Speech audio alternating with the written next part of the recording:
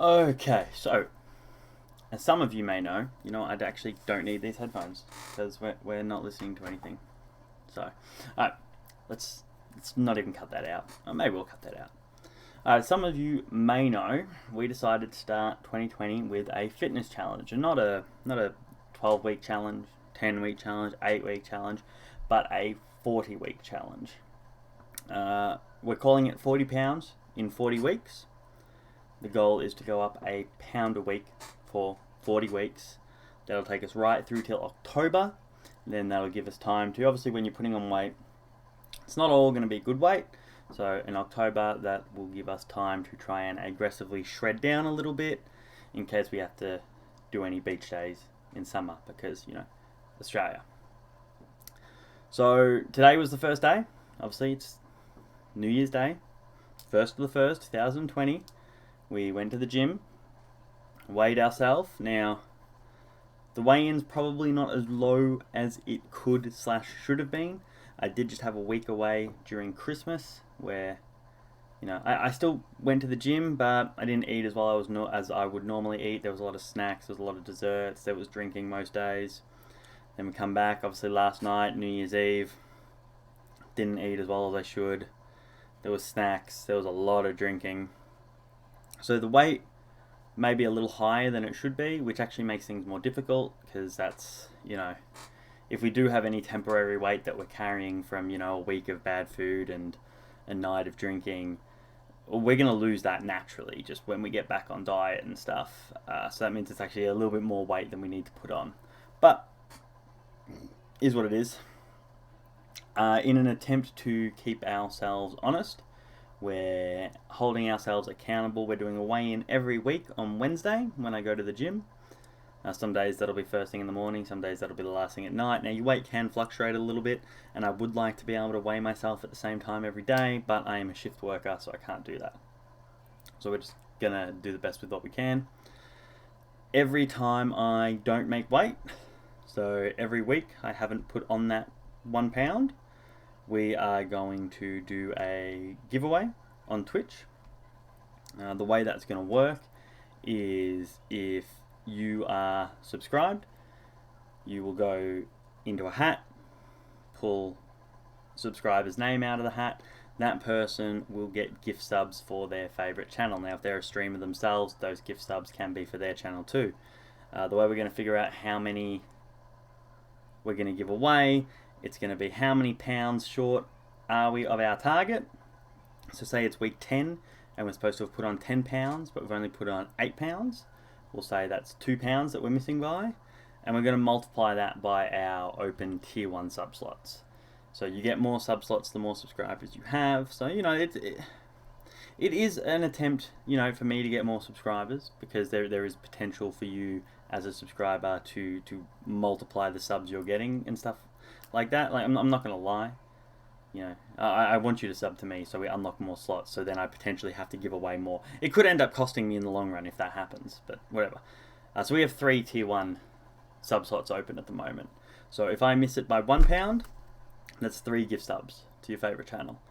If we miss it by 2 pounds, that's 6 gift subs to your favourite channel, etc, etc, etc.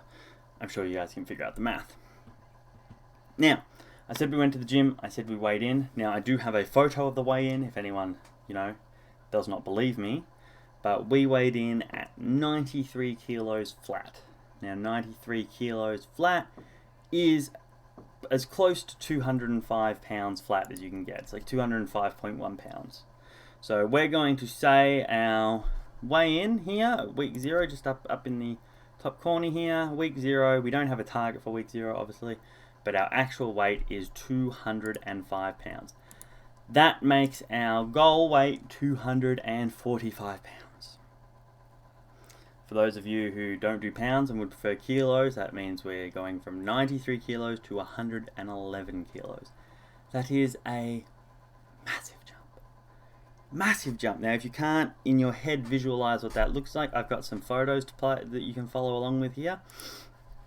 Here is Rampage Jackson, weighing in at 204 pounds at a UFC event. Now, obviously, Rampage Jackson and I have very different body composition. Rampage Jackson has abs here. I do not currently have abs.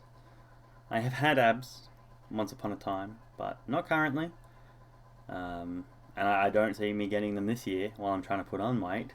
You know, the thing when a fighter weighs in, they're very dehydrated, they've been eating very little, starving themselves, and that's where those abs come from. So yeah, different body composition. I don't know how tall Rampage is either. I'm 6'2". Rampage is whatever he is.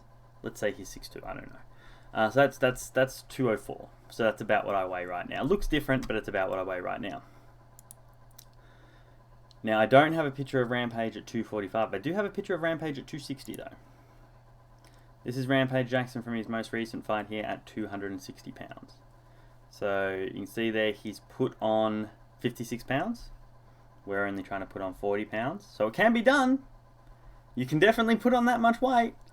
We would be hoping that we put it on a little bit better than he put it on, though. The way we're looking at putting it on is clean, both food-wise and supplement-wise. Looking to do everything as honest as possible.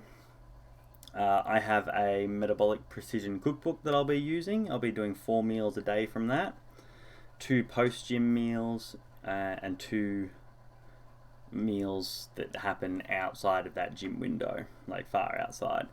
Those 4 meals together generally come to about 800 calories. I've done some research, and obviously not everything you read on the internet is true, but from what I can tell, from what I've looked at, and I've looked at a few different things, you want to target about 3,500 calories a day to consistently put on 1 pound of muscle a week. Everyone's body is different. Everyone's body adapts to things at a different pace. We may not continue with that 3,500 calories throughout the full 40 weeks, but it is what we're starting with. So yes, those 4 meals I just talked about, 800 calories. It's not a lot, but we will also have a before gym workout shake, protein shake. Now we use a isolate instead of a concentrate. Now, if you've ever wondered what the difference between a whey protein isolate and a whey protein concentrate is, the isolate is processed more, and I know in like today's world, processed food, like it sends up red flags. Oh shit, it's processed more, it must be bad. That's not the case with protein powders. An isolate is processed more to take out excess carbohydrates and things like that. That's why it's more expensive, because it's a cleaner protein with less sugars and carry-on carbohydrates, whereas a concentrate is like I said, it's less processed, it's got more carbohydrates and stuff. So we could get a higher calorie count for going from a concentrate, or even going for something like a mass gainer, which traditional thought would say we would use a mass gainer for trying to put on size, but we're not going to. We're just going to use a whey isolate. We're going to take that before the gym. We're going to take that after the gym. Before the gym with water, after the gym with milk. We've also got before bed, we'll be having a casein protein shake. Now, casein is a slow-release protein that affects you while you sleep, obviously. It's good for muscle repair and growth. Now, that one we will either have with water or we'll have with milk, depending on what our calorie count is looking at the time. So if we're very close to our calorie count, if we're very close to 3,500, we'll have it with water. If we're still a little bit far away, we'll have it with milk to try and catch up a little bit. We'll also be having snacks throughout the day. I'm getting myself a dehydrator, so I can take vegetables and I can dehydrate them, throw them in a bag, use the MyFitnessPal app to see what dried vegetables are, calorie wise. Like, okay, here, cool, we have a bag of 250 calories worth of dried broccoli. We have to eat that through the day, and we know that once that bag's finished, add 250 calories to what we've got. So there's going to be a lot of eating. It's going to be a lot of shitting. It's going to be a time, but we'll see how that goes. We'll see, if we're hitting our target and we're not feeling too we'll keep going with that. If we're hitting our targets but we're feeling we'll have another look at our meals and see where we can cut down some carbohydrates, cut down some fat, and maybe lower that calorie count that we're going for, just to see how we go. Exercise wise, we will be exercising 7 times a week. Monday will be chest day. with some shoulders. Tuesday will be back day with some biceps. Wednesday will be legs.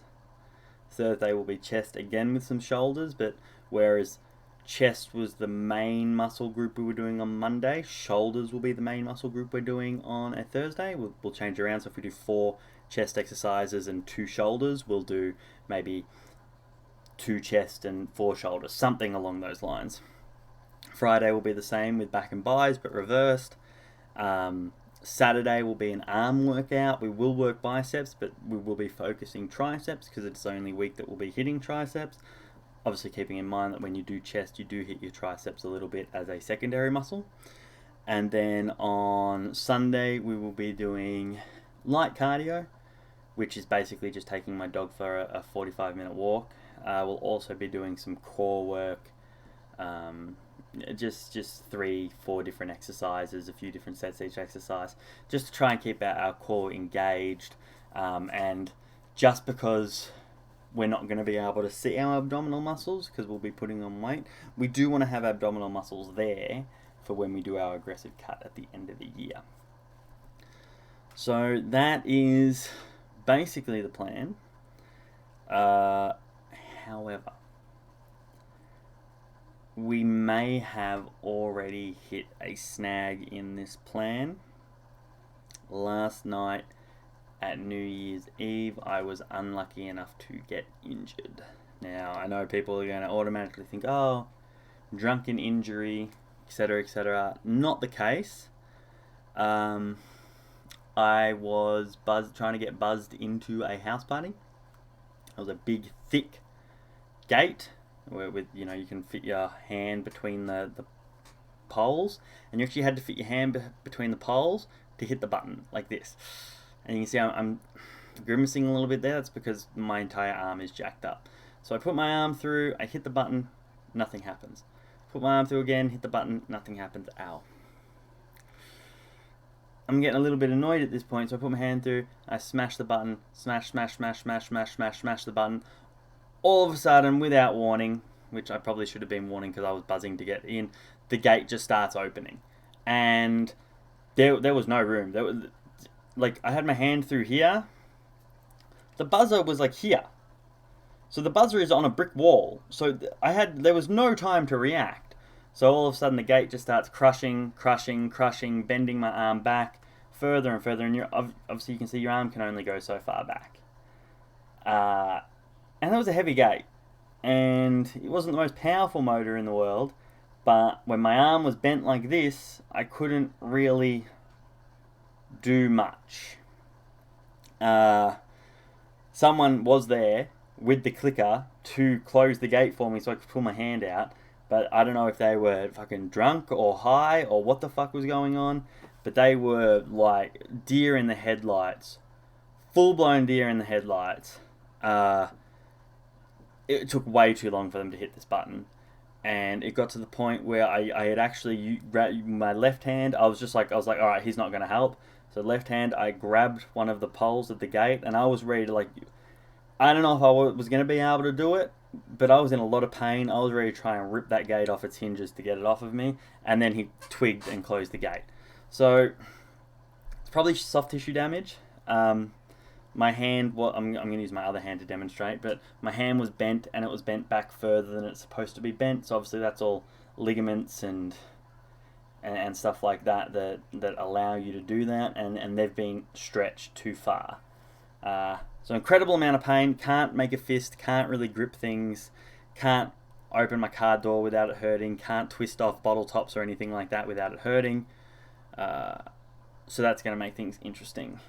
We're going to try and get away with not going to the doctor. Probably going to wear a brace at work, get myself some powerlifting bands for any of my pull exercises, just to take some of the, so I don't have to make such a tight fist. I can almost just do this and let the wraps do the rest of the work, grip strength wise.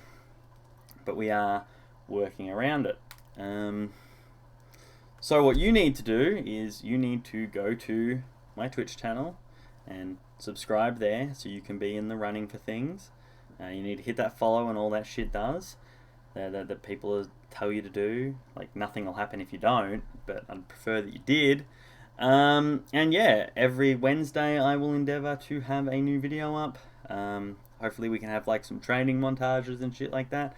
But I will, at the very least, give an update on the progress every week.